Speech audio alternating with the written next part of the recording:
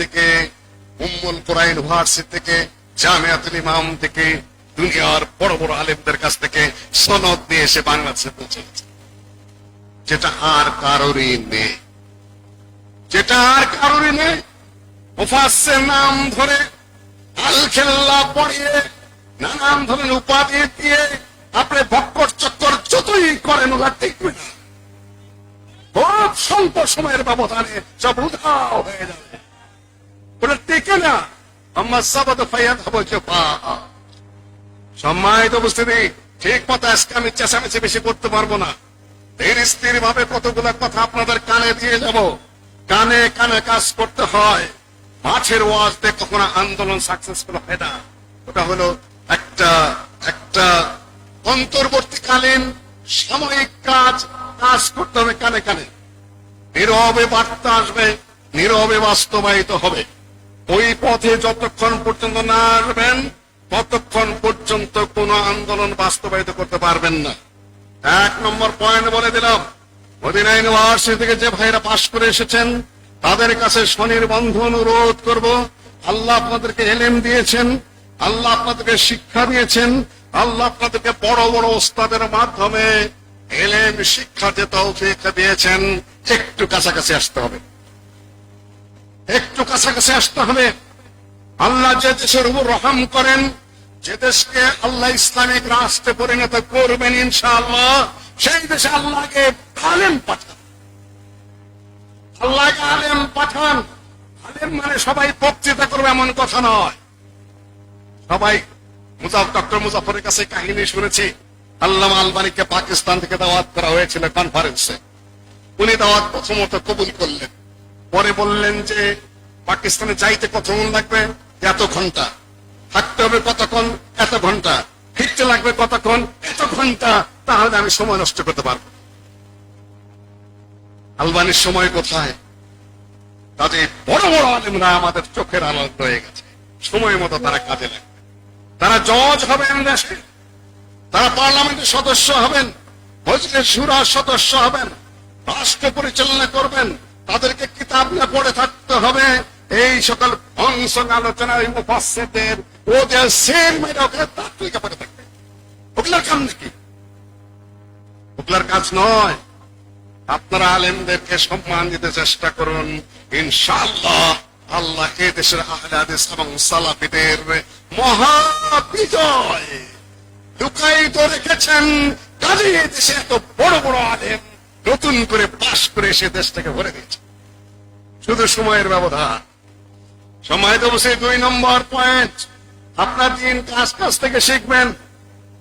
মুহাম্মদ বিন সিরিন, আব্দুল্লাহ ইবনে মুবারক রাহিমাহুমুল্লাহ, তাদের কথোপকথন ইমাম মুসলিম রাহিমাহুল্লাহ মুকাদ্দিমা ইমাম মুসলিমে বর্ণনা করেছেন। সেখানে এক জায়গায় দেখছেন মা কানু ইয়াসআলুনা আনিল ইসনাদ, তারা আমাদের পূর্বে যারা, তারা সনদ প্রসঙ্গে জিজ্ঞাসা করতো না, শুনতো, বিশ্বাস করতো এটা আল্লাহর নবীর হাদিস।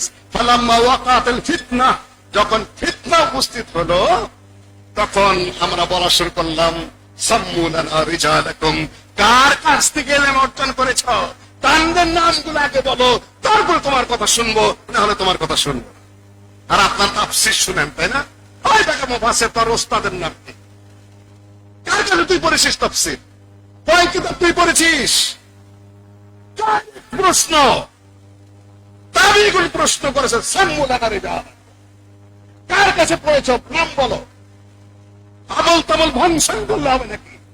কি করে আহলে হাদিস সমাজে যে কোনো মানুষ এসে বলতে সাহস পায় যে আমি তোমাদেরকে দিন শিখাতে এসেছি, ধর্ম শিখাতে এসেছি, তাফসীর শিখাতে এসেছি, অত বড় দুঃসাহস তুমি কোথায় পেলে? আহম্মক কোথাকার, নাদান কোথাকার, জাহিল কোথাকার, তুমি আহলে হাদিসকে দিন শিখাতে আসো? ফাজিল কোথাকার। আর যে নির্বোধ আহম্মক গাধা, আহলে হাদিসের এত বড় বড় আলেম থাকতে অন্যের কাছে দিন শিখতে যায়, ওই গাধাকে বলছে, নির্বোধকে বলছে। এখনো তোমার হোদবোধ আক্কেল ফিরে নাই? এখনো তোমার বোধ শক্তি জন্মে নাই?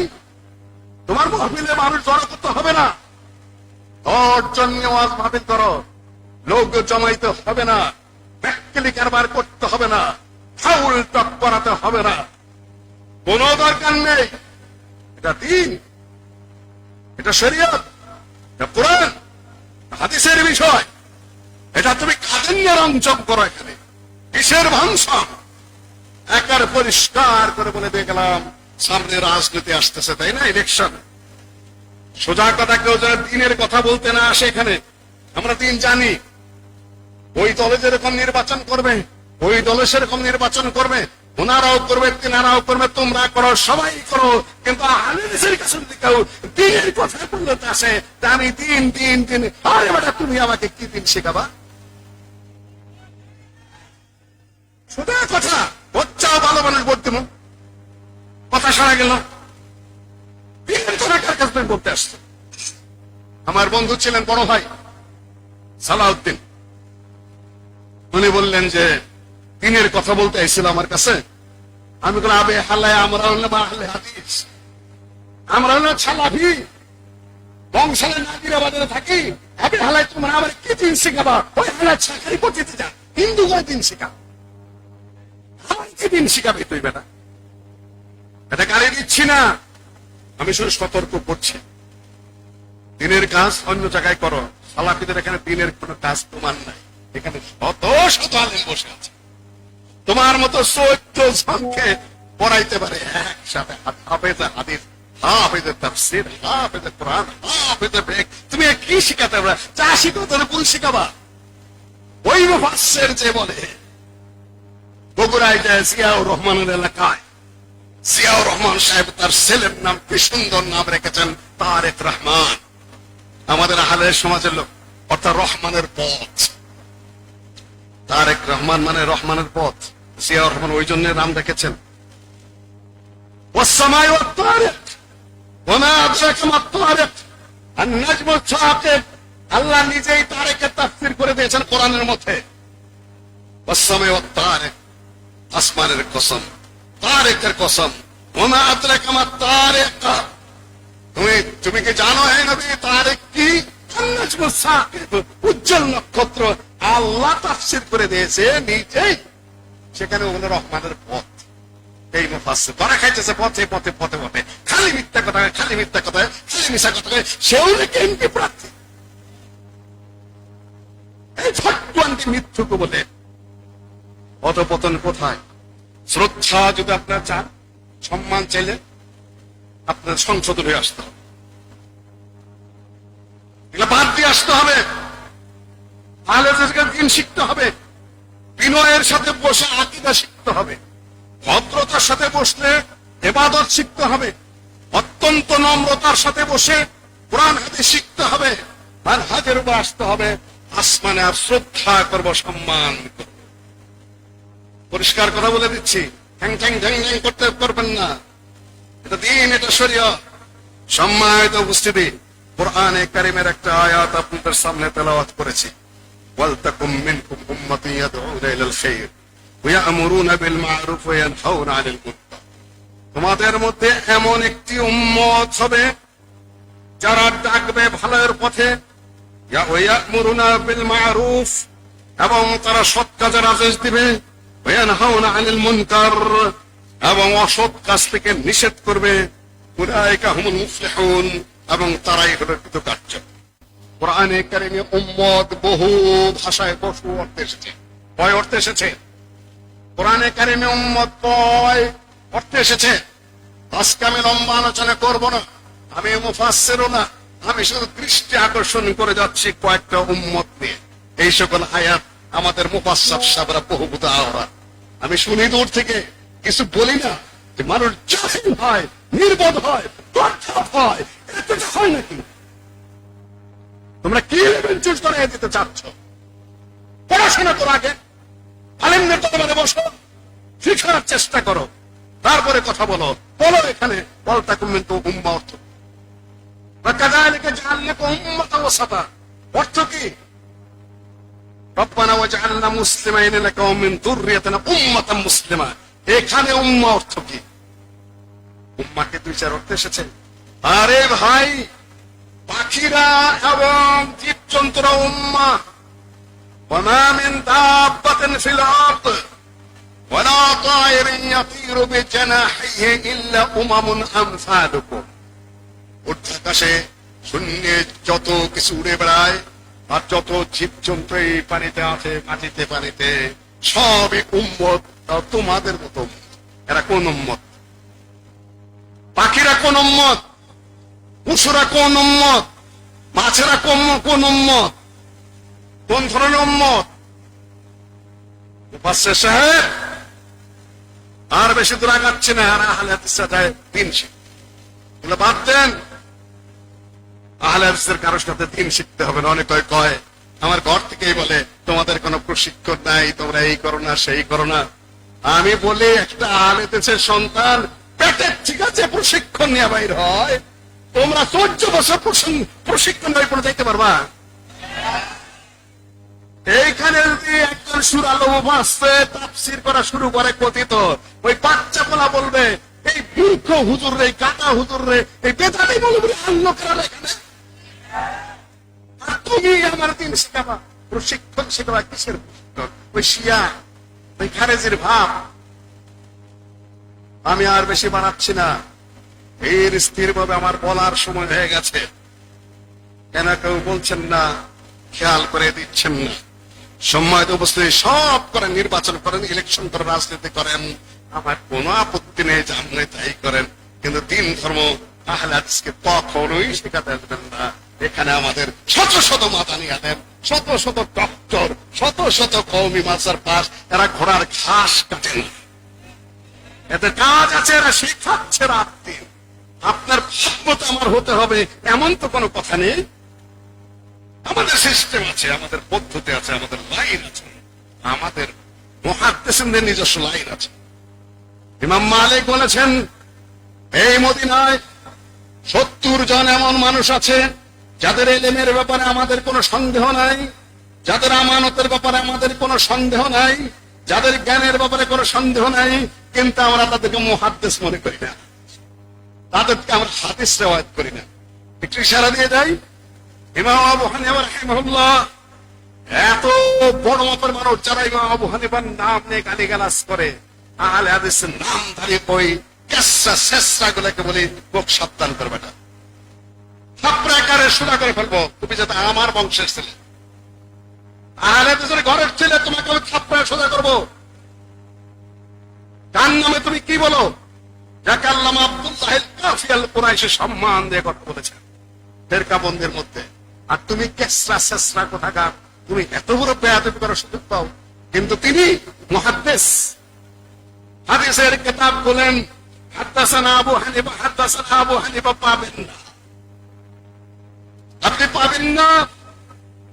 ইমাম মুহাম্মদ রাহিমাহুল্লাহ তিনি ইমাম মালিকের ছাত্র, কিন্তু হাদাসানা মুহাম্মদ কোথাও পাবেন না। ইমাম শাফি ইমাম মালিকের ছাত্র, এত সত্ত্বেও হাদাসানা শাফি কোন সহিহ হাদিসের কিতাবে পাবেন না। কারণ কি? পাবেন ইমাম মালিক কালা হাদাসানা মালিক, হাদাসানা মালিক। মালিক যদি কোন সনদের মধ্যে থাকে, সেটা শ্রেষ্ঠতম সনদ। যদি সনদ এইভাবে উপরের দিকে চলে, মালিক, জোহরি, সালেম, আব্দুল্লাহ ইবনে ওমর, বলা হয় যে সিলসিলাতুত যাহাব, এরা হলো একটা স্বর্ণের চেইন, সর্বোচ্চ সনদ। এটা এর চেয়ে উৎকৃষ্ট সনদ হেজাজিদের মতে আর কি, এর চেয়ে উৎকৃষ্টতম সনদ নেই। ইমাম মালিকের ছাত্র কায়নাবি, ইমাম মালিকের ছাত্র তিন্নিসি, ইমাম মালিকের সাথে ইয়াহইয়া ইবনে বুকাইর, এনারা সব ইমাম মালিকের ছাত্র। ইমাম মালিকের ছাত্র ইমাম শাফিঈ এবং ইমাম মুহাম্মদ, ওনারা সবাই বুখারীর রাবী, কিন্তু এই দুইজন বুখারীর রাবী তো দুরুস্তান, ইবনে মাজার রাবী। আমি বদনাম করছি না, তোমরা ভালো করে শুনে নাও মুফাসসির সাহেবেরা, মাত্র তো খুব পাচ্ছ বকওয়াস করে করে, জানো না তো কিছুই, বুঝো না তো কিছুই। আমি খাটো করছি না, আমি শুধু বলছি যে মুহাদ্দিসের দরজায় যেতে গেলে কিছুটা ওই দিকে আমাকে নিয়ে গেছে আসার কাজে, আমি ওই দিকে যেন ব্রেনটা একটু ঝুঁকে গেছে, এই জন্য ইশারা করে যাচ্ছি। হানাফি ভাইরা আবার আমার উপর ক্ষিপ্ত হবেন না। আমরা আপনাদের তৃতীয় স্তরের মুজতাহিদ, যিনি ইমাম তাহাবিকে আমরা মুহাদ্দিস হিসেবে মানি, ওনাকে আমরা মানি। আরো যারা যারা মুহাদ্দিসের গণ্য, রাবী হিসাবে গণ্য, তাদেরকে আমরা মানি, সমর্থন করি। আর রাবী না হলে তিনি হাদিস জানেন না, এটাও আমরা বলি না। ওই ধরনের বাজে কথা বলার অভ্যাস আমাদের নেই। সম্মানিত উপস্থিতি, যা বলতে চাচ্ছি যে শুধু কথা বললেই হলো নাকি? যার যার একটা মাপ আছে, অবস্থান আছে, স্থান আছে। আর তুমি হয়ে গেছো মুফাসসির, তাই না? তুমি হয়ে গেছো মুফতি। সম্মানিত উপস্থিতি, মুফতিকে একটা রাষ্ট্রের, একটা দেশের সর্বোচ্চ একজন দুজন থাকতেও পারে, নাও পারে। সৌদি আরবের মুফতি মাত্র 2-3 জন। এখন বলেন তো মুফতি কে সৌদি আরবের? কে নাম বলতে পারবেন? সবাই বলেন বর্তমান মুফতির নাম কে সৌদি আরবের? ডক্টর শেখ সালেহ আল ফাওজান। আমাদের মনে রাখতে হবে এগুলো আমাদের মুফতিদের নাম। এর আগে মুফতি কে ছিলেন? শেখ আব্দুল আজিজ আল শেখ। শেখ আব্দুল আজিজ আল শেখ। তার আগে কে ছিলেন? বিশ্বের সর্বশ্রেষ্ঠ আলেম। তিনি যতদিন বেঁচে ছিলেন ততদিন পৃথিবীর কেউ সাহস করে নাই যে শেখ বিন বাজের সামনে কোরআন হাদিসের ফতোয়া নেয়া তুমি শব্দ করে, সে হানাফি হোক, শাফি হোক, মালিকি হোক, যে মাযহাবের হোক না কেন, শেখ বিন বাজ আছে, সেখানে পৃথিবীর কারো কথা চলে না। এমন আলবানী না, আলবানী মুহাক্কিক, আলবানী রাহিমাহুল্লাহ বহুত গবেষণা করেছেন, কিন্তু শেখ বিন বাজের ফতোয়া যদি আসে, তার ফতোয়া কার্যকর। শেখ বিন বাজ আলবানীর এগিয়ে যে বলবে না এভাবে ফতোয়াটা আমি দিই। আল্লাহ এত কবুলিয়ত দিয়েছিলেন। সম্মানিত উপস্থিতি, এগুলো আপনাকে মনে রাখতে হবে। তারা কারা? 2-4-5 হাজার হাদিস যাদের কাছে কোনো ব্যাপার না। গাড়ির মধ্যে বসে স্বামী স্ত্রী ঝগড়া লাগাইছে যে শেখ বিন বাজ 1 লাখ হাদিসের হাফেজ সনদ সহ। আচ্ছা, স্বামী স্ত্রী ঝগড়া, স্বামী বলতেছে, বউ বলতেছে না, তা হয় কি করে 1 লাখ হাদিসের হাফেজ হয় এই যুগে? যদি 1 লাখ হাদিসের হাফেজ না হয় সনদ সহ, তাহলে তুমি তালাক। ঝগড়া করতেছে স্বামী স্ত্রী। এখন তো তালাক বলে বলেছে। আর শেখের কাছে পৌঁছে গেছে। শেখ ছিল অত্যন্ত বিনয়ী নম্র মানুষ। বহুবার আমার সাথে মুসাফা হয়েছে। ইয়া মুহাম্মদ, কোনদিন তার দরজা বন্ধ ছিল না, কোন গেট কিপার ছিল না। এখন নাকি মুজাফফরের ওস্তাদরা শায়েখরা নাকি সারাদিন রাত লোক বসায় রাখে। আগের দিন দেখা করতে গেলে নাকি পরের দিন সালাম কালাম হয়। এগুলো শুনতেছি আর কি, এগুলা কানে আসে, এগুলা কানে আসে। এই মানুষের সময়ের দাম নাই, না পালে না করে দেন, পারবো না। এগুলা কি স্বভাব, পদভ্যাস কেন? আমি বললে তো আবার বেশি হয়ে যাবে। अब खुद ही अपनी गुस्ताखी को देखिए, हम अगर अर्ज करेंगे तो शिकायत होगी। আপনি আপনাদের দোষগুলো দেখেন, আমি বললে তো অভিযোগ হয়ে যাবে, তাই না? কিন্তু দৃষ্টি আকর্ষণ মাঝে মাঝে করতে হয়। স্বামী স্ত্রী চলে গেছে, তবে শেখ বিন বাজের একটা নিয়ম ছিল, এক হাতে মুসাফিররা বাম হাতটা বাড়ি থোতার মধ্যে দিতেন। অন্ধ মানুষ তো, দাড়ি ছোট দিলে মোহাম্মদ এক হাতে মুসাফিররা পট করে না অমুক এই ইউনিভার্সিটির ছাত্র, এক হাতে মুসাফির আর এক হাতে কি ফায়দা ইয়া মোহাম্মদ, শরিয়া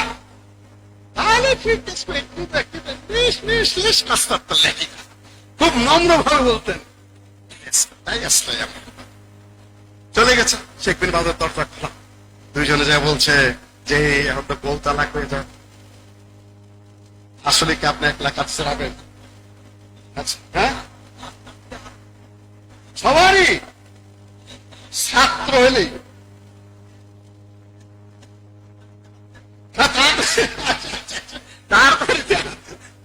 দেখতে ছোট তো দেখতেন না, এক হাতে মুসাফা করতেন আর এক হাতে এরকম করতেন। দাড়ি ছোট থাকলেই ইয়া মোহাম্মদ। আপনারা ও দেশের মানুষের ছোট দাড়ি দেখে মনে করছেন যে আলেমেরা বোধ হয় এরকম, তাই না? ওই দেশের আলেমদের দিনদারি, পরহেজগারি, তাকওয়া, আমল, উচ্চতর অবস্থা, সেটা অনন্য, অসাধারণ। সাধারণ মানুষের চেহারা দেখে আলেমদের তো মূল্যায়ন করতে যাবেন না। শেখ বিন বাজের কাছে যে হাজির, বউ কইতেছে কেন না কেন, আমি তো বলছি আপনি 1 লাখ হাদিসের হাফেজ সনদ সহ, আর উনি বলতেছে 1 লাখ হাদিসের হাফেজ না হলে আমাকে তালাক দেবে। এখন আমার উপায়টা কি? শেখ বিন বাজ বলছে,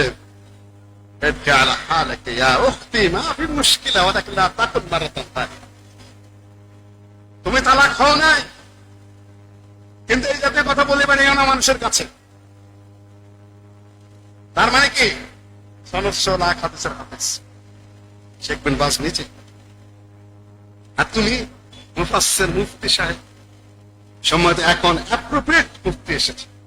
সৌদি আরবের বুকে কোন দুর্বল মুফতি আসে না, আর তোমরা মুফতি একটা হাদিস পড়ার যোগ্যতা নাই তোমার, শুদ্ধ করে মুফতি। এটা একটা খেল চলছে। খেলটা কি জানেন?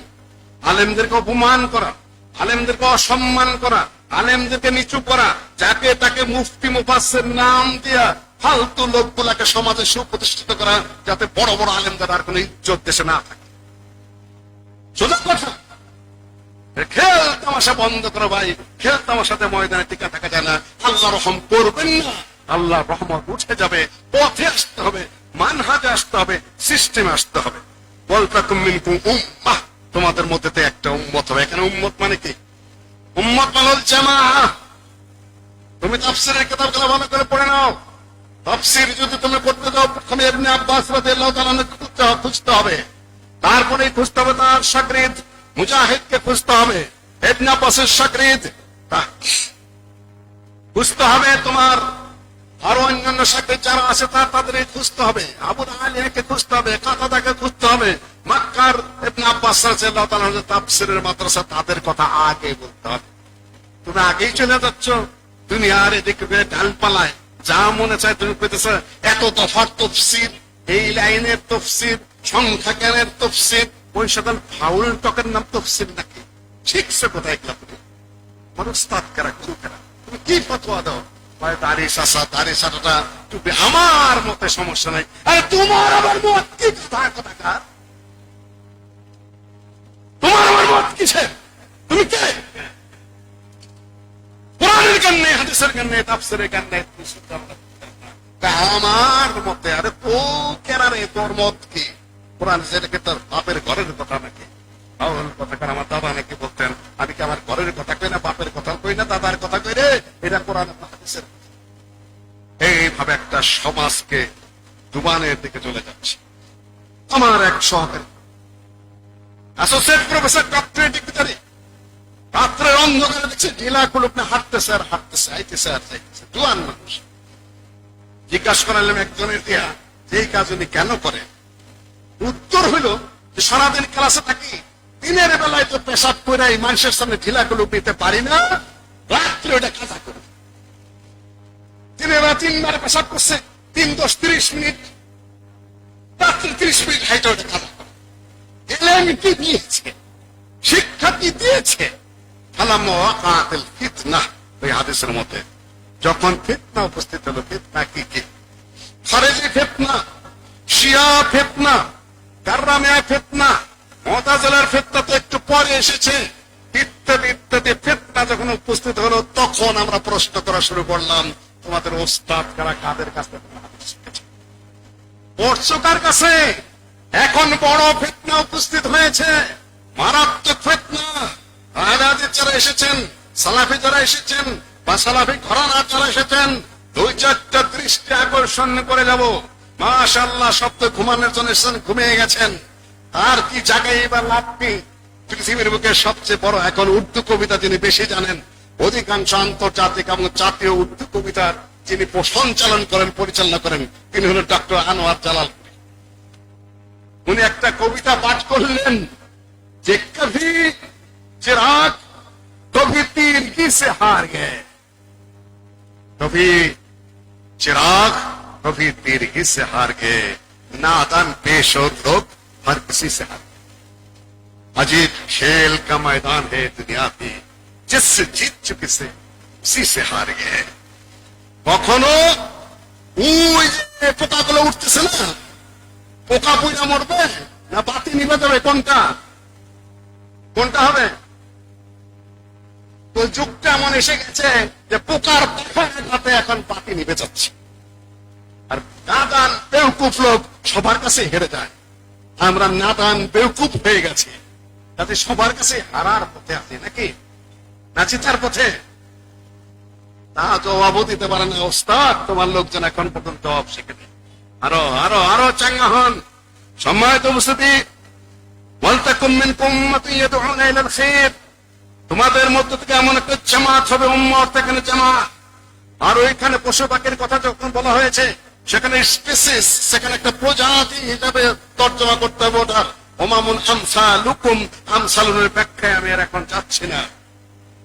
1400 বছর আগে, আরো আগে পরে কোরআন অবতীর্ণ হয়েছে, তখন আল্লাহ পশু পাখির যে প্রজাতি স্পেসিস বৈজ্ঞানিক ভাবে সেটার বিবরণ ওখানে দিয়ে দিয়েছেন। এখানে উম্মাহ অর্থ জামাআহ, এমন একটি জামাত হবে ইয়াদউনা ইলাল খায়র, যারা ভালোর দিকে মানুষকে ডাকবে, ওয়ায়ামুরুনা বিল মারুফ, সৎ কাজের আদেশ দিবে, ওয়ায়ানহাউনা আনিল মুনকার, এবং অসৎ কাজ থেকে নিষেধ করবে। ওই পুস্তক কয়েকটা লিখে রেখেছে, ওই ডক্টর মুজাফফর দায়িত্ব নিয়েছে। দ্বিতীয়বার পড়তে যেয়ে দেখে যে আমারই তো কমতি আছে অনেক। আপনি সৎ কাজের আদেশ দিলেন, ও ভাই আসেন আসেন সালাত কায়েম করেন, আসুন ভাই তাবলীগে আসেন, অনেক ফজিলত দাওয়াতি কাজ করেন, কিন্তু যখনই ওই লোকটা সুদ খাইতেছে ঘুষ খাইতেছে তখন যে যদি বলেন আপনি ঘুষ খান কেন, তখন কি করবেন? থানায় যায় যদি বলে ঘুষ খেলেন মানে, তখন কি হবে আপনার? নাহি আনিল মুনকারের জন্য অনেক সময় পাওয়ারের প্রয়োজন। আমর বিল মারুফ পাওয়ার ছাড়া করা যায়, ক্ষমতা ছাড়া করা যায়, অনেক ক্ষেত্রে করা যায়। নাহি আনিল মুনকার কিছু কিছু করা যায়, কিন্তু টোটাল নাহি আনিল মুনকার যদি করতে যান আপনার হাতে পাওয়ার লাগবে, ক্ষমতা লাগবে।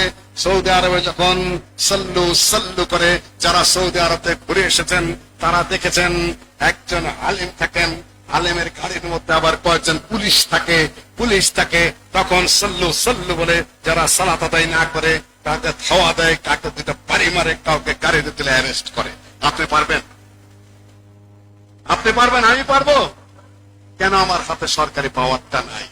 সৌদি আরব কেন পারে?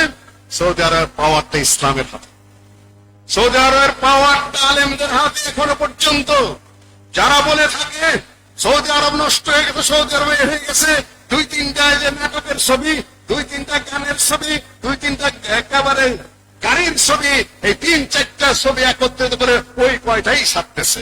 আরে সৌদি আরবে যদি এক একটা নাটক কোন ফাঁসেকরা করে থাকে সেইটাই যদি এত দোষ হয়, যেখান থেকে তাদের সমালোচনা হচ্ছে সেখানে তো গোটা দেশটাই জানার জায়গা। ন্যাশনাল প্রস্টিটিউশন, 3 দিনের জন্য বিয়ে করে ছেড়ে দিতে পারেন, 10 দিনের জন্য বিয়ে করে ছেড়ে দিতে পারেন, চুক্তি বিয়ার মাধ্যমে। গোটা দেশটাই জেনার দেশ, জেনার খবর নাই, আর আপনি নাটক নিয়ে ব্যস্ত আছেন। সম্মানিত উপস্থিতি, পোশাক স্যার আমি আজকে কইলাম না, এড়িয়ে যাচ্ছি। সম্মানিত উপস্থিতি, যদি এতই খারাপ হতো তাহলে ওই শেখ সালেহ আল ফৌজানের মতো মানুষ প্রধান মুফতি হয়, শেখ বিন বাজের মতো মানুষ প্রধান মুফতি হয় দেশের। কিছু কিছু ত্রুটি বিচ্ছুতি আছেই, থাকতেই পারে, সেগুলো সংশোধনী আছে, কিন্তু তারপরেও পৃথিবীর পক্ষে শ্রেষ্ঠতম আকীদার দেশ, শ্রেষ্ঠতম ইবাদতের দেশ, শ্রেষ্ঠতম ইসলামিক আদর্শ এবং আইডিওলজির দেশ এখন সৌদি আরব। মাদানী ভাইদের দৃষ্টি আকর্ষণ করবো এখন একটু। নাহি আনিল মুনকার নিয়ে যখন কথা বলছি, আপনারা অনেকেই পাশ করে এসেছেন, স্বনির্বন্ধন অনুরোধ করব, যারা আমার বড় আছেন তারা, যারা আমার সমবয়সী আছেন তারা, যারা ছোট আছো তারা, তাদেরকে সবাইকে বলবো একটা প্রশ্ন করি। সৌদি আরবের একটা সৌদি ছাত্র পাশ করার সাথে সাথে সে একটা শিক্ষক হয়, সে একটা সরকারি চাকরি পায়, সে একজন জজ হয়, সে একজন রাষ্ট্রের বড় কর্মকর্তা হয়, পরবর্তীতে রাষ্ট্রের প্রধানমন্ত্রী হয়, আইন ব্যাখ্যাতা হয়, মজলিস শুরার সদস্য হয়। তোমরা পারতেছ না কেন? মাদানী আসো নাকি 2-4 জন এখানে? আজহার কই? মাহবুব একাই আছে, আজহার গেছে। এত অলস দেওয়া চলে না, এর ফাঁকে পেয়ে এখানে খেয়াল করাই দিও। খুব শীঘ্রই সরকার 8,000-এর উপর যুবককে ট্রেনিং দিবে কারাতের, ট্রেনিং দিবে জুডোর, ট্রেনিং দিবে রাইফেলের ফায়ারিং। সরকার খরচা বহন করবে, 300 টাকা করে দৈনিক ভাড়া দিবে। এই জুডো, এই কারাতে, এই ফায়ারিং শেখার জন্য কে কোন কোন যুবক যাবে হাত তোলো। কয়জন যাবে? 8,000-এর মতো আহলে হাদিস যুবক কয়জন যাবে? ইনশাআল্লাহ। আমরা তো বলি দেশের 5 ভাগের 1 ভাগ আমরা, তাহলে 8,000-এর মধ্যে কয়জন যেতে হবে? কমপক্ষে যেন শুনি 1,000 ছেলে সেখান থেকে কারাতে শিখে এসেছে, জুডো শিখে এসেছে, ফায়ারিং শিখে এসেছে, তখন বুঝবো হ্যাঁ তোমরা একটু কাজের যোগ্য হইতেছে। খালি বৈশা হুজুরের খেদমত করবার, পেট বাসায় ঘুরবা, নো নেভার। কাজের শিখতে হবে, শক্তি সঞ্চয় করতে হবে, পরিশ্রম করা শিখতে হবে, আত্মরক্ষা করা শিখতে হবে, প্রস্তুতি নিতে হবে। আমি যেন শুনি সামনে খুব দ্রুত গতিতে নেটে খোঁজ নাও এবং কমপক্ষে সারা বাংলাদেশ থেকে 1,000 ছেলে সেখান থেকে শিখে আসতে হবে। দেশের স্বার্থে, জাতির স্বার্থে, দিনের স্বার্থে, কওমের স্বার্থে তোমাদের শিখে আসতে হবে। ওইটা আমি গত বছর আগের বার এখানে আসছিলাম, এক ভাই বলতেছে বাথরুমের ওখানে যে হুজুর স্যার আপনাকে আল্লাহ হস্তে ভালোবাসি, আমি আপনার একজন ভক্ত। আমি বলছি ভক্ত হওয়ার দরকার নেই আমার তুমি যদি পারো একজন সত্যিকারের কর্মী হও। ওইটা নিয়ে আমার টল করছে, ওইটা নিয়ে এমন বুদ্ধিমান, এমন কে নিয়ে একই আকল মন আমরা আহলে হাদিস না, ওইটা নিয়ে টল। এখানে নাকি শুনতেছি যে কিছু কিছু পোস্টারিং হয়েছে, শুনছেন নাকি আপনারা? যারা পোস্টারিং করছে তারা আহলে হাদিসের খুব ঘনিষ্ঠ বন্ধু, তাই না? খুঁজলেই দেখবেন তারা কারা, খুঁজলেই পাবেন তারা কারা। আমি বেশি দূর আগে যেতে চাই না। ভুল যদি নাহিদের থাকে ডক্টর সাহেব হিসাব সংশোধন করবে। হিসাব কিতাব না কথা উঠেছে, কালকেই দিয়ে দেবে ডক্টর মুজফফর। তুমি আমি তোমার দায় দায়িত্ব সর্বপ্রথম কি কয়েক লাখ টাকা কেন ওঠে, কি ব্যয় হয়, এইটা তো হিসাব একার প্রকাশ্যে কালকে দিয়ে দেবে, কাহিনী শেষ। কিন্তু পোস্টার লাগানোর কোনো সুযোগ দেওয়া যাবে না। আহলে হাদিসের বন্ধু হয়ে পোস্টার লাগায়নি, এটা মনে রাখতে হবে। বোকামি কেন করো তুমি? তুমি সত্যিকারে আহলে হাদিস হও, তাহলে বোকামি কেন? এক বোকামির জন্য আমাদের এক বড় ভাই দায়িত্বে ছিলেন, তিনি আলেম, আরেকজন জেনারেল শিক্ষিত মানুষ। এই ট্রাস্টের মামলায় সারা বাংলাদেশে আহলে হাদিসরা তছনছ হয়ে গিয়েছিল। মুজাফফর এটা স্বীকার করতে চাবে না, বারবার ওর থেকে আঙ্গুল ঘুরেই তো। কেউ মনে করে আমি গালি দিচ্ছি, কেউ কেউ বলে মুজাফফর আপনি খালি হাইলাইট করেন। একজনকে তো উপলক্ষ করে কথা বলতে হবে, উপলক্ষ করে কথা বলি, ওরা স্বীকার করতে চায় না। সারা দেশ তছনছ করে দেওয়া হয়েছিল শুধুমাত্র সামান্য একটা ট্রাস্টের কয়েকটা টাকা নিয়ে, 1,18,000 কথা, তাই না? সেইটাকে বাড়াইতে বাড়াইতে বাড়াইতে বাড়াইতে রাষ্ট্রীয় মামলা পর্যন্ত চলে গেল। সেটাকে কি পরিমাণ ধর পাকড় হলো, কি পরিমাণ জেলে গেল, কি পরিমাণ বই মাটির নিচে পড়াতে হলো, কি পরিমাণ সমস্যা রাষ্ট্র সৃষ্টি করলো কারা? আমাদের বোকামির জন্য, আমাদের বেকুবির জন্য। এত সহজে ঘরের কথা পরের কাছে বলা যায় না, একটু ভুল হতেই পারে মানুষের। ধৈর্য ধরো, ব্যবস্থা করবো। আমির ছিল না এখানে বেশ কিছুদিন, এই যে নাহিদ তো স্বীকারও করবে না। যখন ইশারা দিছে খোকা মাস্টার ভাই চাইয়া যেখানে এইভাবে আছে, আমি বললাম আমার কাম না তোমাদের ইমারত করা, কারণ আমি অন্য ধরনের চিন্তা করি। আমি চেষ্টা করবো। মুজাফফরের সাথে ওরা যোগাযোগ করছে কিনা আমি জানি না। আমি নিজে মুজাফফরকে একাধিকবার রিকোয়েস্ট করেছি, সমাজ ধরে রাখো, হয়তো ভালো হতে পারে, দেখো কি করা যায়। মুজাফফর আমার কথাই হয়েছে এমন কথা নয়, তবে আমি তাকে অনুপ্রেরণা দিয়েছি একাধিক, এটা সত্য কথা। কাজেই নাহিদকে বলবো, অন্যকে বলবো, আমিরকে যথাযথ সম্মান করো। বিব্রতকর পরিস্থিতি যেন এখানে সৃষ্টি না হয়। আমি তাকে এখানে স্টেশন করেছি, তোমার কিচ্ছু হবে না। দোষ হয় মুজাফফরের, কিছুই হয় না এটা আমি মনে করি। দোষটা যেন আমি যাকে এখানে পাঠিয়েছি তার বদনাম পরিষ্কার করে দাও। কিছুই হয়নি এখানে, কেউ কারটা খায় নাই, ওর বাড়ি আছে, ঘর সরাই আছে। আমার ধারণা, আমি শুধু ধারণা পোষণ তাহলে অন্য কোন লাগানোর দরকার কি, সুযোগ দেওয়ার দরকার কি? আল্লাহ নবী যাচ্ছেন ইতিকাফের সময়, আল্লাহ নবী মসজিদে ইতিকাফ করছেন, স্ত্রী সাফিয়া সেখানে এসেছেন, ঘরটা একটু দূরে। আল্লাহ নবী স্ত্রী সাফিয়াকে নিয়ে বেরোয় যাচ্ছেন, হাদিস সহিহ বুখারীতে। দুই আনসারী যাচ্ছে, যাওয়ার পথে রাস্তার মধ্যে এসে সালাম, আসসালামু আলাইকুম। ওয়ালাইকুম আসসালাম। রাত একটু অন্ধকার হয়ে গেছে, কথা বলতে আল্লাহ নবী দেরি হয়ে গেছে। স্ত্রীর সাথে আল্লাহ নবী ইতিকাফ ছিলেন, কিন্তু একা একা তো স্ত্রীকে ছেড়ে দেওয়া যায় না, রাত হয়ে গেছে। একটু দূরে গেছে, ডাকছে, থামো থামো থামো, শোনো, ইনি আমার স্ত্রী। সুবহানাল্লাহ, আপনার স্ত্রী হোক বা যাই হোক, আমরা কি সন্দেহ করবো? তখন আল্লাহ নবী বললেন, শয়তান মানুষের রগ রেশার ভিতরটা চলে। আচ্ছা, আমি রাসূল হওয়া সত্ত্বেও, নবী হওয়া সত্ত্বেও তোমাদের ডাক দিয়ে বলে দিলাম ইনি আমার স্ত্রী, যাতে তোমাদের মধ্যে সামান্যতম সন্দেহের উদ্রেক শয়তান করতে না। হাদিস যতটুকু মনে পড়ছে সহিহ বুখারীতে।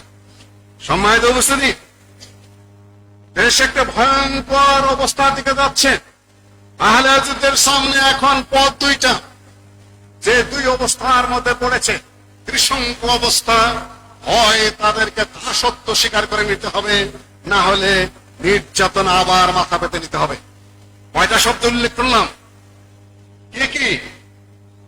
হয় দাসত্ব বরণ করতে হবে, নয় নির্যাতিত হতে হবে। আপনারা কোনটা মেনে নেবেন? কোনটা? একটাও না বলতে কোনো কিছু নাই, একটা মানতেই হবে আপনাকে। সেই পথে চলে এসেছেন, বছরের বছর চিৎকার পাচ্ছি, বছরের পর বছর কথা বলছি, বছরের পর বছর আপনাকে জাগাতে চেষ্টা করেছি, কিন্তু আপনারা খুব একটা জাগেনও নাই। আর বন্ধুরা, ভাতিজারা, চাচারা এবং বড় ভাইরা মিলে যে কামগুলা করে এসেছে আমার সামনে, আমার সাথে, সেগুলা বর্ণনা আমি দিতে চাই না। এখন খেলা সামলাও, এখন খেলা সামলাও। পথ তোমার সামনে খোলা নাই। হয় নীরবে দাসত্ব বরণ করতে হবে, না হলে আবার নির্যাতন সহ্য করে তারপরে আবার জাগরণের চিন্তা করতে হবে। আমাদের সামনে আর কোন সুস্থ পথ নাই, সঠিক কোন পথ নাই। কোন জায়গায় আপনার অবস্থান আছে? এখন একত্রিত হতে পারছেন, কথা বলতে পারছেন, আমরা বক্তব্য দিতে পারছি, কিন্তু বক্তব্য পর্যন্ত সীমাবদ্ধ থাকছে। হ্যাঁ, দাওয়াতি কাজ হচ্ছে, কথাবার্তা হচ্ছে, সব চলে যাচ্ছে, কিন্তু সুসংগঠিত হয়ে আমরা মাথা তুলে দাঁড়াতে শিখিনি। এটা আমাদেরকে সমস্যার সৃষ্টি করেছে। 1 লক্ষ মানুষের মধ্যে 10 জন টাকা ডাকাতি করে চলে যেতে পারে, কেন বলেন তো দেখি? 1 লক্ষ মানে অসচেতন, 10 জন টাকা প্রস্তুত, তারা ট্রেনিং নিয়ে এসেছে। 10 লক্ষ মানুষের সামনে তারা হাত পা নাড়িয়ে একেবারে হম্বিতাম্বি করে লুটপাট করে নিয়ে চলে যেতে পারে, কারণ 1 লক্ষ মানুষ অপ্রস্তুত। আপনার লক্ষ লক্ষ মানুষ অপ্রস্তুত। সেখান নেই কিছু, ডাকাতি শুরু হয়ে গেছে, মসজিদে ঢোকার চেষ্টা হচ্ছে, মাদ্রাসায় ঢোকার চেষ্টা হচ্ছে, বক্তব্যের জায়গায় ঢোকার চেষ্টা হচ্ছে, বিভিন্ন ভাবে বিভিন্ন ধরনের শুরু হয়ে গেছে। এখান থেকে আপনি বাঁচবেন কি করে? এটা একটা পথ আমি শিখিয়ে দেই, সেটা ওই যে প্রথম যেটা শুরু করেছে। যিনি সালাফি নন, যিনি আহলে হাদিস নন, তিনি যেন আপনার কাছে দিনের কথা নিয়ে না আসে। এটা হলো সবচেয়ে বড় চিকিৎসা। এখন সে নিজেই ধরা খেয়ে যাবে, সে কোন কাজ করতে এসেছে নিজেই ধরা খেয়ে যাবে। আমরা অন্য কারো আকীদা মানি না, আমরা অন্য কারো ব্যাখ্যা মানি না, আমরা অন্য কারো মানহাজ মানি না, আমরা অন্য কারো আলোচনা শুনি না। আমাদের মানহাজ সালাফি মানহাজ, আহলে হাদিসের পদ্ধতি যদি কেউ কথা না বলে, সেগুলো আমাদের কাছে সম্পূর্ণরূপে অগ্রাহ্য। ওইখান থেকে আপনি চিহ্নিত করে ফেলবেন যে আপনার ঘরে কোন গোয়েন্দা ঢুকেছে। মনে থাকবে কথাগুলো? আমি কিন্তু বহুত রিস্ক নিয়ে বলছি কথা। জবাব দিতে আপনারা সক্ষম নন। যে আলোচনা শুরু করেছিলাম আমি, অসৎ কাজ থেকে নিষেধ করতে গেলেই তোমার শক্তির প্রয়োজন করবে। সেই সম্মিলিত শক্তি আমাদের আলেম ভাইরা এখন পর্যন্ত অর্জন করতে সক্ষম হননি। তাদের ধারণা সৌদি আরব নামক যে রাষ্ট্রে আমরা একটু লেখাপড়া করেছি, আপনারাও লেখাপড়া করেছেন, সেই রাষ্ট্রটা বোধহয় এইরকমই ছিল। এরকম ছিল 200 বছর আগে ছিল। এরকম কি ছিল? বাংলাদেশের চেয়ে খারাপ ছিল। কাবার ঘরে কাওয়ালি বাজানো হতো, সেখানে সুফিবাদী গান বাজানো হতো, সামা হতো সেখানে। সেখানে আল্লাহর নবীর যে কবরটা বাড়াই করা আছে, কারা বেঁধেছে?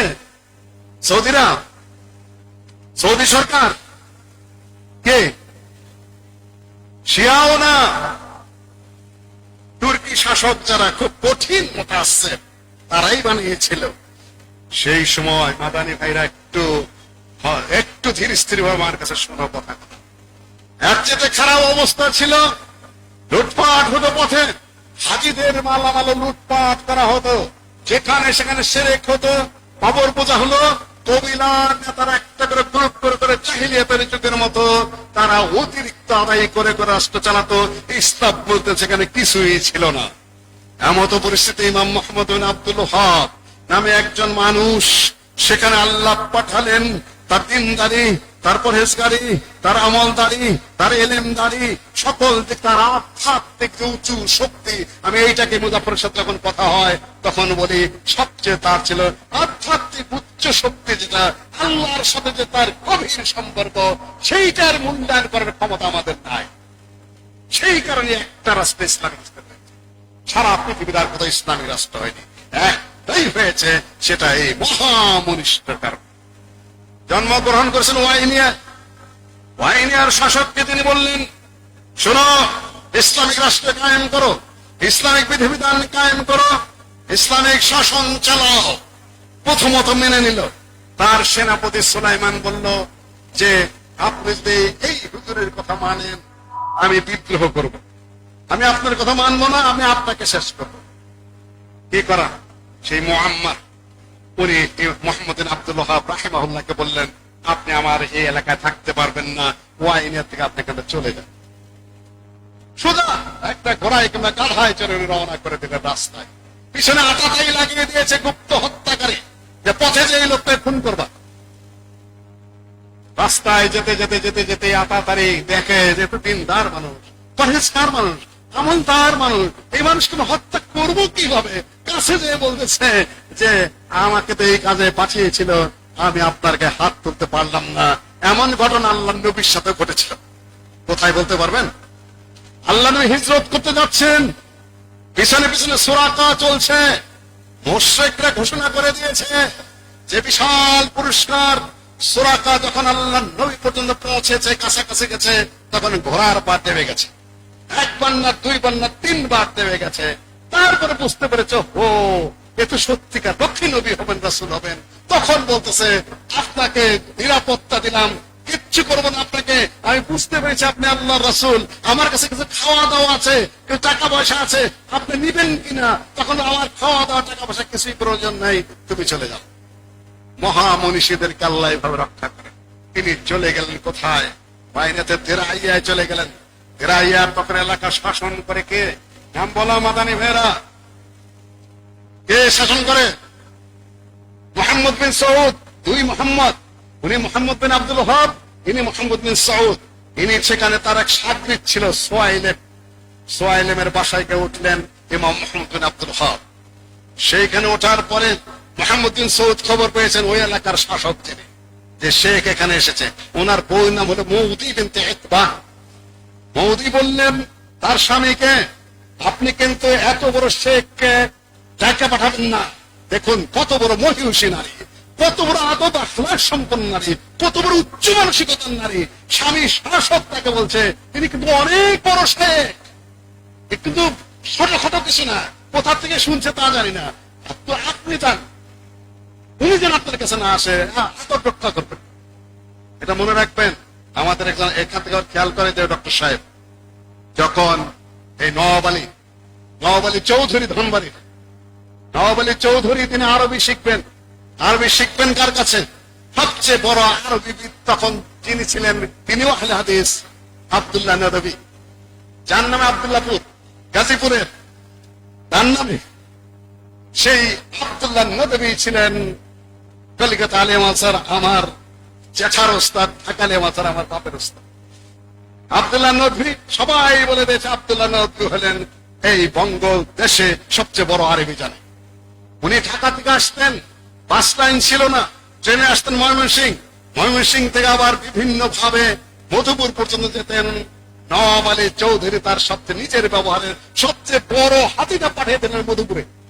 আমার উস্তাদ আসতেছে, তাকে আমার নিজের ব্যবহারের বড় হাতিতে তুলে দিয়ে আসতেন। উনি আরবি পড়াতেন, আবার নিজের হাতিতে তুলে আবার মধুপুর পৌঁছে দিয়ে অন্য যানবাহন ঘুরিয়ে দিতেন। সম্মান, আলেমদের প্রতি ইজ্জত এবং সম্মানের বিপদ আগে ছিল। আর এখন রাজশাহী বিশ্ববিদ্যালয়ে যেটা ঘটেছে, দুঃখের বিষয়, 21 বছর যাবৎ অ্যারাবিকের তিনি শিক্ষক প্রফেসর, এখন তিনি রেজিস্ট্রার। কয়েকজন বাচ্চা কাচ্চা সেখানে নির্বাচিত হয়েছে ছাত্র সংসদে, অনুমতি নেই, আদব দেখলে ভিতরে ঢুকে আছে, তারপরে এটা করে দিত।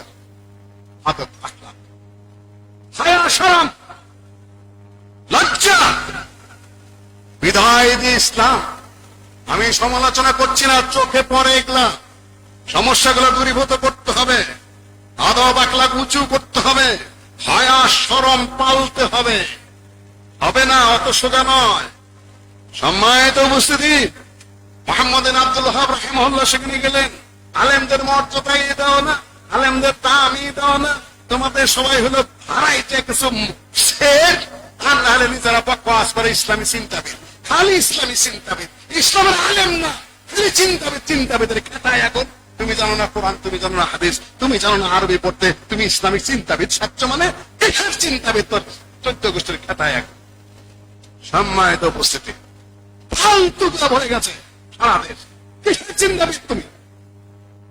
কে তোমাকে সার্টিফিকেট দিচ্ছে ইসলামিক চিন্তাবিদ হওয়া? কে বলেছে তোমাকে চিন্তাবিদ সারা? ইসলামে কোন চিন্তাবিদ নেই, ইসলামে আলেম, আলেমই চিন্তাবিদ, চিন্তাবিদ আলেম। তুমি আলেম না, আবার চিন্তাবিদ সাদা কোথার থেকে? ইসলামে কোন ধর্ষণ নাই, আছে শুধুমাত্র আকীদা। প্রাথমিক সবকগুলো নেওয়ার চেষ্টা করো, আবার ফিরে আসতে হবে সালাফি মাহলের প্রাইমারি স্কুলে ফিরে আসতে হবে। সম্মানিত উপস্থিতি, অত উপরের কথা বলতে যাও কেন? স্থির ভাবে কথা বলো। ইমাম মুহাম্মদ বিন আব্দুল ওয়াহাব রাহিমাহুল্লাহ গেলেন সেখানে, তারপর ঘরে তিনি এসে হাজির হলেন, আসলে হাজির হলেন। আইসা বলে, শেখ আচ্ছা আসলে আপনি কি বলতে চান? আমি বলতে চাই শিরক বন্ধ করো, আমি বলতে চাই বেদাত বন্ধ করো, আমি বলতে চাই ইসলামিক আইন কায়েম করো। ও বললেন, উনি বললেন যে সব রাজি আছি, তবে আমার কয়েকটা শর্ত আছে। 1 নম্বর শর্ত হলো যে আমি যদি ইসলামিক আইন বাস্তবায়ন করি, তাহলে আমি অতিরিক্ত কিছু যাকাত, অতিরিক্ত কিছু চান্দা পান্দা, ট্যাক্স ফ্যাক্স তুলি। সেগুলোর কি হবে? মোহাম্মদ বিন আব্দুল ওয়াহাব বললেন, আল্লাহ তোমাকে এত বরকত দেবেন যাকাতের মাধ্যমে, গনিমতের মাধ্যমে, অতিরিক্ত ট্যাক্স তুলতে হবে না। 2, স্বেচ্ছা মেনে নিলাম, আপনি এর কথা মতো আমি ইসলামিক হুকুমত কায়েম করলাম, আমাকে ছেড়ে তো আবার আপনি চলে যাবেন না। আপনার মতো এত বড় শায়েখ, আপনার পরামর্শে আমি এটা করবো, আপনি কি চলে যাবেন আবার আমাকে ছেড়ে আমার পাশে থাকবেন? শেখ আল্লাহ নবীর সাথে আনসারীদের যে কথা হয়েছিল যে আপনাকে তো সব করবো আমরা মদিনাবাসী, কিন্তু আমাদেরকে ছেড়ে তো আবার আপনি চলে যাবেন না কোথাও। আল্লাহ নবী বলেছেন, রক্তের বদলে রক্ত, খুনের বদলে খুন, ধ্বংসের সাথে ধ্বংস হয়ে যাব, আমি আনসারীরা তোমাদেরকে ছেড়ে চলে যাবো। মোহাম্মদ বিন আব্দুল ওয়াহাব তাই সেই ইসলামিক স্টেট। মাদানী ভাইদের দৃষ্টি আকর্ষণ করছি, কি পরিমাণ যুদ্ধ হয়েছে তোমরা জানো? তুর্কি শাসকদের সাথে, ইব্রাহিম পাশার সাথে, মোহাম্মদ পাশার সাথে কি পরিমাণ অস্ত্র চালাতে হয়েছে, কি পরিমাণ সংগ্রাম করতে হয়েছে, সেই ইতিহাস তোমরা কিছুই পড়ো না, জানো না। সে নিয়ে তোমাদের কোনো মাথা ব্যথাও নাই। কতজনকে তোমরা কি জানো?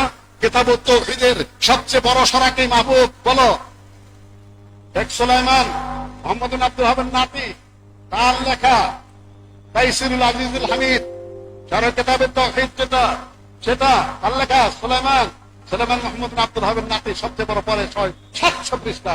তার পরিণতি কি হয়েছে জানো? তুর্কি শাসক ইব্রাহিম পাশা ডেকে নিয়ে যায়, ডেকে নিয়ে যাওয়ার পরে সেখানে বাদ্যযন্ত্র রেখেছে তাকে রাগান্বিত করার জন্য। তারপরে তাকে কবরস্থানে সোজাগুটি করে দিয়েছে। আর তোমরা তো বলো আন্দোলন করবো না, বসে আছে। তারপরে কি হলো?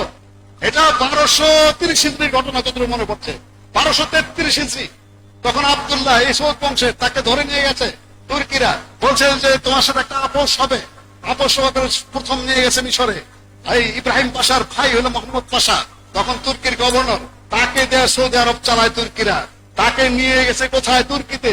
তুর্কিতে নিয়ে গিয়ে 3 দিন পর্যন্ত তাকে গাধা পেটে উল্টা করে ঘুরিয়ে হায়া সুফিয়ার মাঠে প্রকাশ্যে তাকে ফাঁসি দিয়ে তারপরে কয়েকদিন তার দাঁত ছুটে রেখেছিল। জানো তোমরা সেই ইতিহাস? কিছুই জানো না, মনে করতেছ যে এভাবে আমরা সবকিছু চলে যাবে না।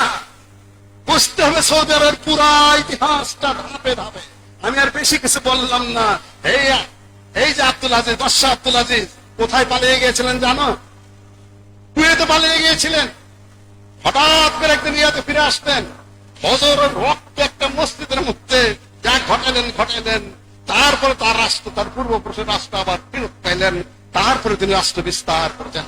সংগ্রাম ছাড়া, আন্দোলন ছাড়া, জীবনী ছাড়া ত্যাগ ছাড়া, তিতিক্ষা ছাড়া, মনের উন্নতি ছাড়া কোনো কিছুরই পরিবর্তন আসে না এই পৃথিবীতে।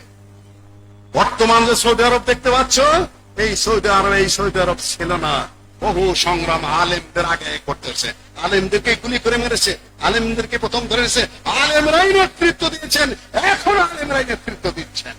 কাজে তোমরা যদি পিছনে থাকো ভাই, খালি যদি সমালোচনা করো, শব্দ ধরে ধরে খালি যদি এটা ওটা সেটা বলো, ভাই বহুত কষ্টকর হয়ে পড়বে, বহুত সমস্যা হয়ে পড়বে।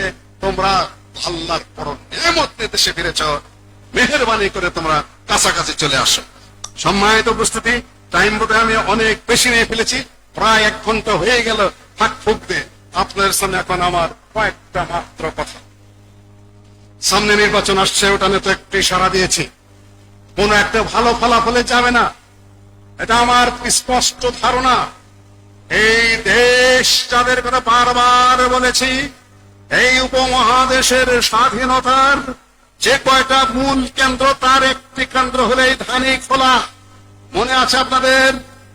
ইতিহাস বলেছি, মনে আছে? তার একটা মূল কেন্দ্র এই ধানি খোলা। আরো কিছু কেন্দ্র উত্তরে সেই চাঁপাবনগঞ্জ, সেটার কথা কিন্তু পিনাকেও বলেছেন কিছুদিন আগে। গত বছর বলেছে কিনা আমি জানি না। প্রথমত পুলিশি নির্যাতন যাদের উপরে করে ব্রিটিশ, তারা যে আহলে হাদিস এবং চাঁপাইনবাবগঞ্জের পিনাকি ভট্টাচার্য কিছুদিন আগে ফ্রান্স থেকে বলেছে, কিন্তু সে আহলে হাদিস শব্দ উচ্চারণ করতে পারেনি। কয়েকটা বইয়ের রেফারেন্স দিয়েছে, একটা বইয়ের নাম আমার জানা ছিল না, সেটা আমার ভাগনা ডক্টর আব্দুল্লাহ মনসুর শেখা পিডিএফ বই পাঠিয়েছে। ইতিহাস মারা যায়, দলে দলে মারামারি করে আহলে হাদিসের উপর দিয়ে ইতিহাস বানাবা অসম্ভব। অসম্ভব। বিএনপির মধ্যে আওয়ামী লীগ মারামারি করবে, আওয়ামী লীগের মধ্যে বিএনপি মারামারি করবে, হয়তো সঙ্গত কারণও আছে। আবার অন্যান্য ইসলামিক পার্টির সাথে দলাদলে মারামারি হবে, হতেই পারে। এর অর্থ এই না যে কারো আন্দোলন এই উপমহাদেশে আহলে হাদিসকে টিঙ্গে গেছে। বোকার মতো কথা না, কোন আন্দোলন করে উপমহাদেশের সেই রক্তক্ষয়ী আন্দোলন, ব্রিটিশ আন্দোলন, দখলবাজদের বিরুদ্ধে আন্দোলন, তার ধারে কাছে যাওয়া সম্ভব নয়। আর যেটা অস্বীকার করবে, অস্বীকার করেছে, খন্ডে খন্ডে বই লিখেছে, সেখানে সে আন্দোলনের কথা নাই। খন্ডে খন্ডে বই লিখেছে। কাভি সাহেব খালি জর্দা খেতে এইটুকু লেখার সুযোগ পেয়েছেন প্রফেসর সাহেব। আমি আর বেশি কিছু বলি না। সেদিন এক মহিলা বলতেছে সবাই প্রফেসর ওনাদের, লেকচারারই করছে প্রফেসর, প্রাইমারি স্কুলে শিক্ষকতা করছে অধ্যক্ষ সাহেব, শের মারে কয় মুফাসসির, পুঁতি গলায় দেয় কয় মুফতি। ভাব দর্শক, সম্মানিত উপস্থিতি, পুঁতির মালা গলায় দেখে মুফতি, শের মারা কয় মুফাসসির, কলেজের লেকচারার কয় প্রফেসর। কোন একটা প্রায় বক্তব্যের প্রধান ছিল কিছুদিন কয় অধ্যক্ষ। ভাবটা কি? সত্যবাদিতা, লজ্জা শরম, হায়াত টিকিট উঠে যাবে না, এত বইতে হবে। যাতে আসো, যাতে ওঠো, যাতে ওঠো, ভালো হও, সংশোধন হও, চরিত্রকে একটু স্বাভাবিক করো আগে। সম্মানিত উপস্থিতি, ওই ইতিহাস আর কেউ কায়েম করতে পারবে না। 47-এর ইতিহাস, এই ভূখণ্ড, যে ভূখণ্ডের উপর আমরা দাঁড়িয়ে আছি, তাই না? এই ভূখণ্ডটা কত সালের? তার নেতৃত্ব কে দিয়েছে? অধ্যাপক সাহেবরা অনেক লম্বা লম্বা ইতিহাস লিখেছেন, তার মধ্যে আকরম খান নাম খুঁজেই পাওয়া যায়। সৎ মানুষ, ভদ্রলোক মানুষ, রাষ্ট্রবিজ্ঞানের পণ্ডিত, সমাজের মহান নেতা। আর পত্রিকায় উঠে আকরম কার সাথে কবে দ্বন্দ্ব হয়েছিল আপনার ওই কবি সাহেব ফরুক আহমদ সাহেব। ফরুক আহমদ সাহেব বড় কবি নিঃসন্দেহে, কিন্তু 1,000 ফরুক আহমদকে যদি এক পাল্লায় তোলা হয়, আর মৌলানা আকরম খানের একটা নোম যদি আরেক পাল্লায় তোলা হয়, ওই নোমের সমান 1,000 ফরুক আহমদ হবে নাকি?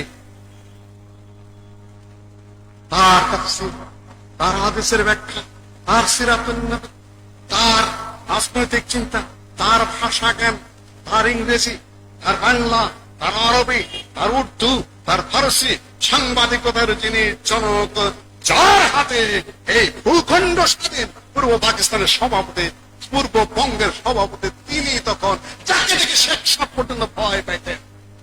চলছে ঢাকার কোথাও কাউন্সিল চলছে, মোল্লা আকরম খান সভাপতি, কেউ যাইতেই সাহস করে না তার সামনে।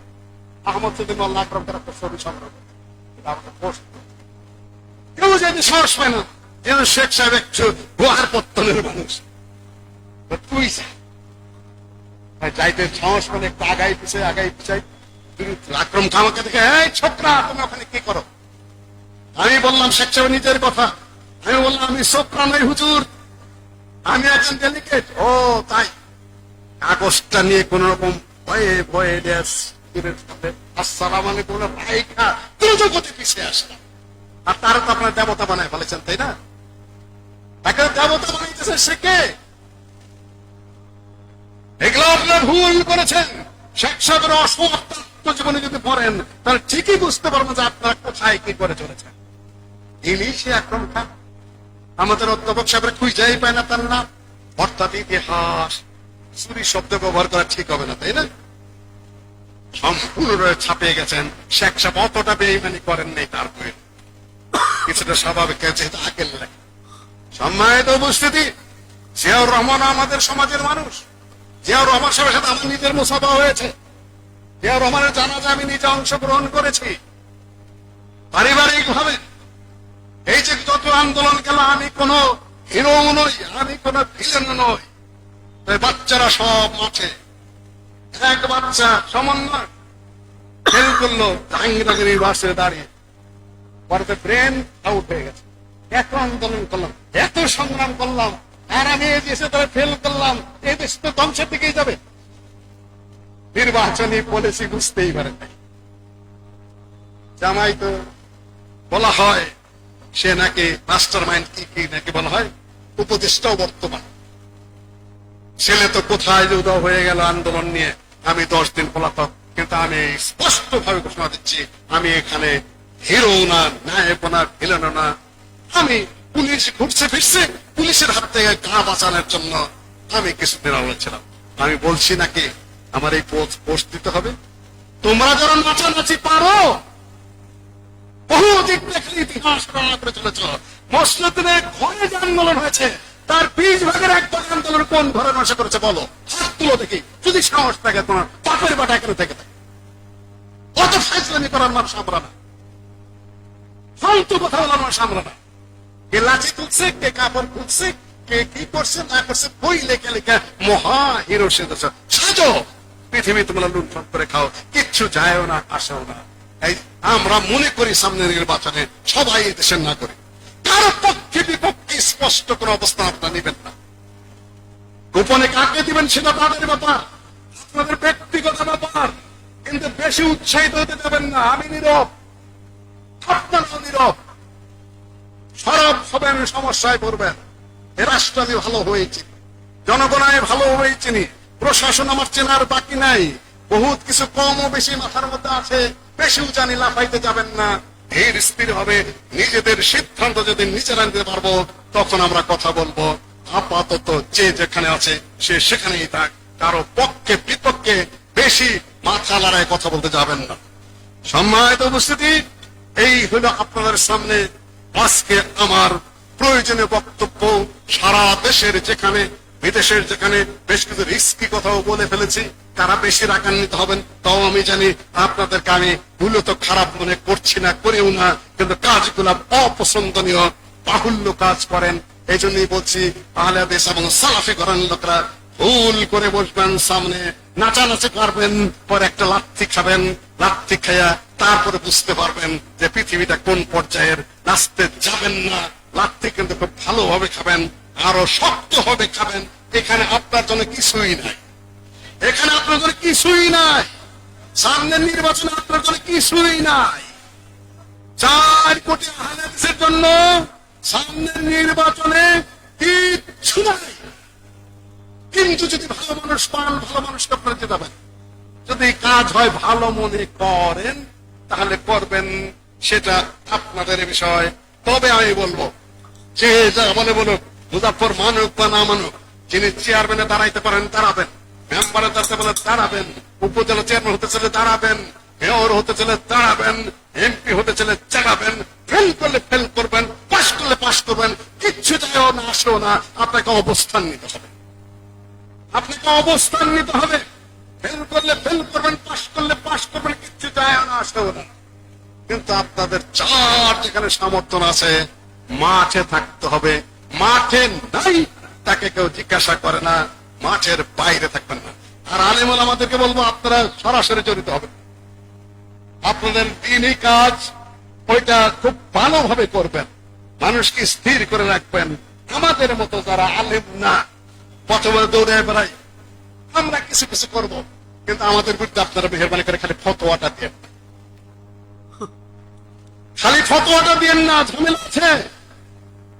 নিজেরা কি করেন তা খুব ভালো করে আপনি জানে। যাওয়ার জায়গা নেই, তাই একটা যে কোন মাপের অজগর, একটা যে কোন মাপের কুমির, হারাম খাইতে খেতে পেট যে কোন পর্যন্ত গেছে, একটা কি যে কইরা বেড়ান সেটা সবাই বোঝে।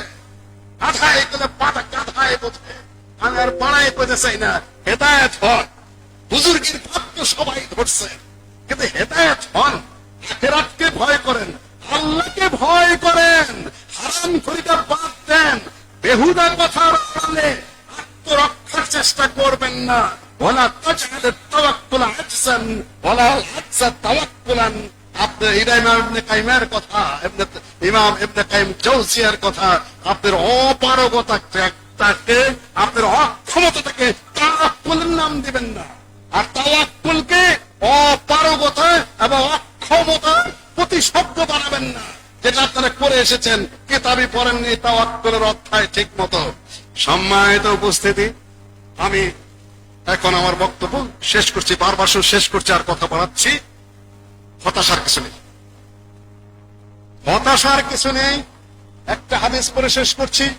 আল্লাহ নবী বলেছেন, আল মুমিনুল কওয়ি খায়রু ওয়া হাব্বু ইলাল্লাহি মিনাল মুমিনিদ দাঈফ ওয়া বিকুল্লিন খায়র। শক্তিশালী মুমিন দুর্বল মুমিনের চেয়ে উত্তম এবং ভালো। তবে শক্তিশালী মুমিন এবং দুর্বল মুমিন দুইটার মধ্যেই ভালোই আছে। কেউ আগে থাকবেন, কেউ পিছে থাকবেন, কেউ ডাইনে থাকবেন, বামে থাকবেন, সাহস যোগাবেন, তাই না? আপনি কুল্লেন খায়র, কাউকেই বাদ দেওয়া যাবে না। ত্রুটি বিচ্যুতি থাকতেও তাকে সবাইকে সাথে নিয়ে চলতে হবে। এটাই হলো এক নম্বর কথা। ইহরিস আলা মা ইয়ানফাউক ওয়ালা তাআজিজ। পৃথিবীর দৃষ্টিকোণ থেকে যেটা উত্তম পথ, প্রয়োজনীয় পথ, যুগোপযোগী পথ, সেটা তুমি ধরো। তুমি অক্ষম হয়ে নাও, অপারগতা প্রকাশ করো না, অর্থাৎ মাঠে কাজে থাকো তুমি। আর একটি সংবাদ দিয়ে দে, কাপড়ের নিচে কিন্তু সবাই ল্যাংটা, তাই না? কাপড়ের নিচে সবাই ল্যাংটা, তলে তলে কিন্তু সবাই ঘুরতেছে। একটা উপদেষ্টা হওয়া যায় কিনা, তাই না?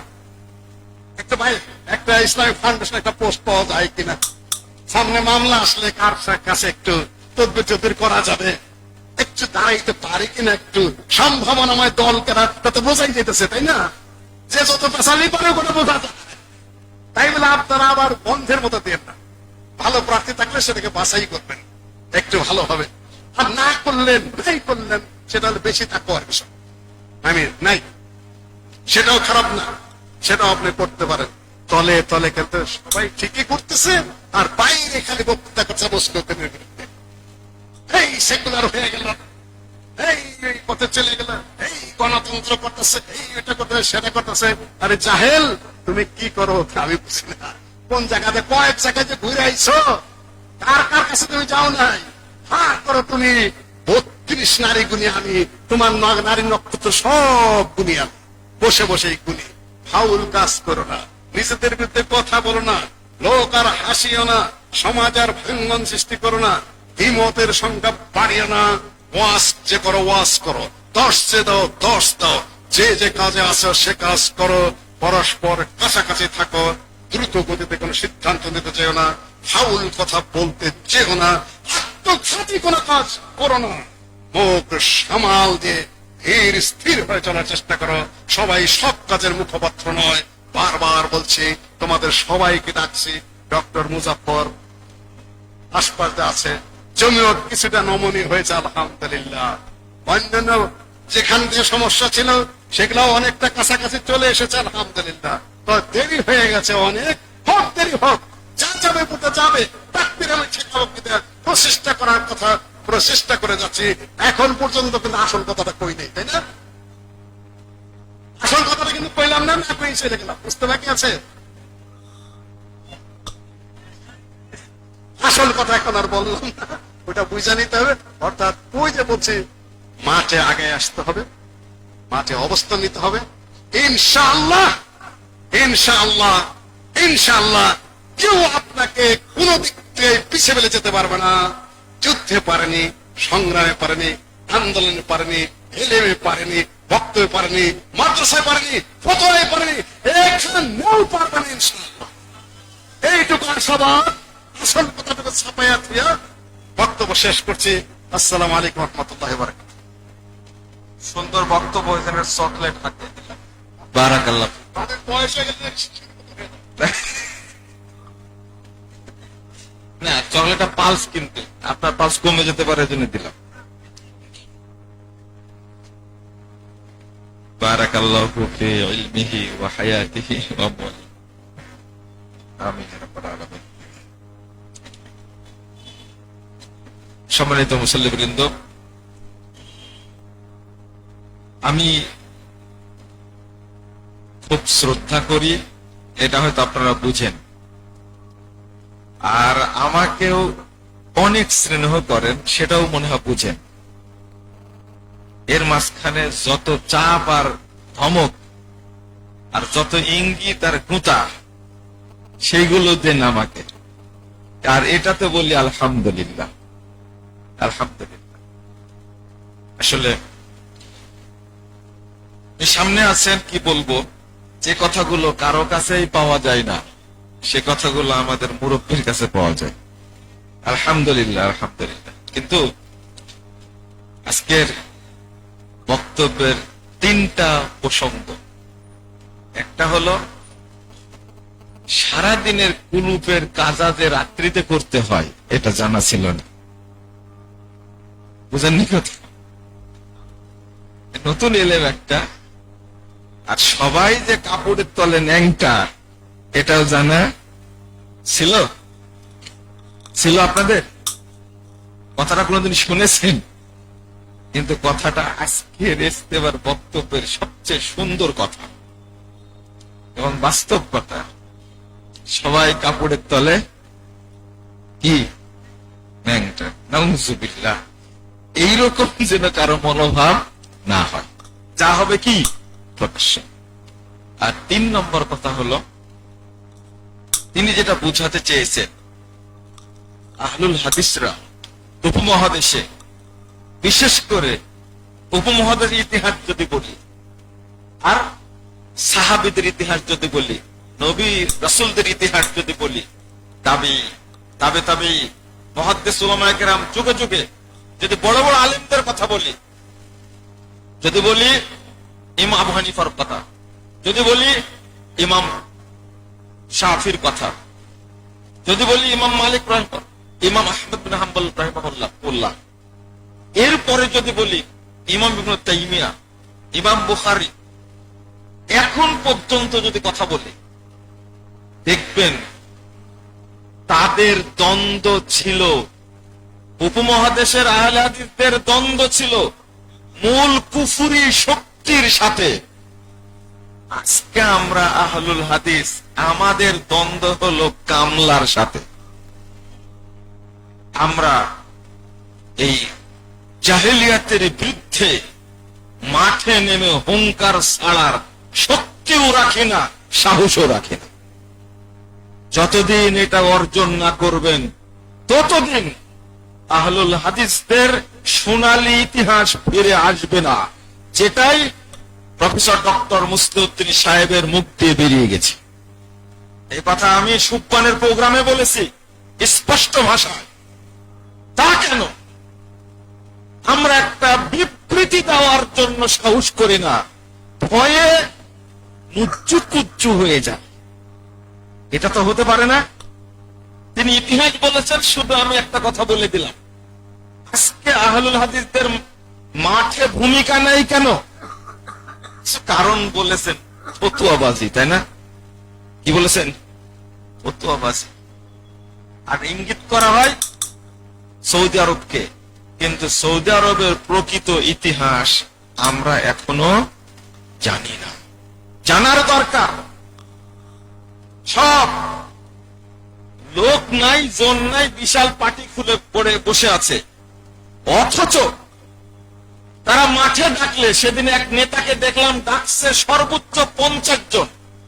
ডক্টর ইউনূসের মতো মানুষ তাকেও ডাকছে পরামর্শ করার জন্য। জাতির জন্য কি পরামর্শ দিবে?